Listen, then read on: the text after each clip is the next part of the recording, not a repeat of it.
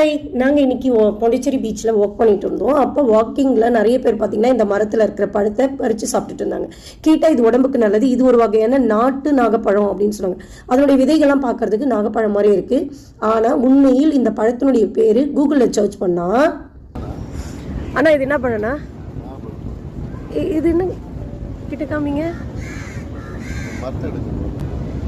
இது நாகப்பழமா? கூகுளில் சர்ச் பண்ணால் இதனுடைய பேர் கொக்கோகோலா யுவிஃபேரியா அப்படின்னு சொல்லிட்டு வரும். அது இன்னொரு பேர் வந்து திராட்சை கொத்து அப்படின்னு சொல்லிட்டு வருது. ஏன்னா திராட்சை கொத்து போல இருப்பதா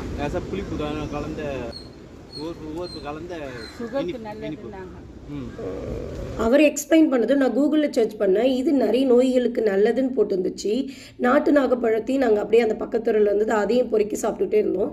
இந்த நாகப்பழத்துக்கும் அந்த நாகப்பழத்துக்கும் உள்ள நன்மைகளை பற்றி உங்களுக்கு தெரிஞ்சதுன்னா கமெண்ட்ஸில் சொல்லுங்கள். பை.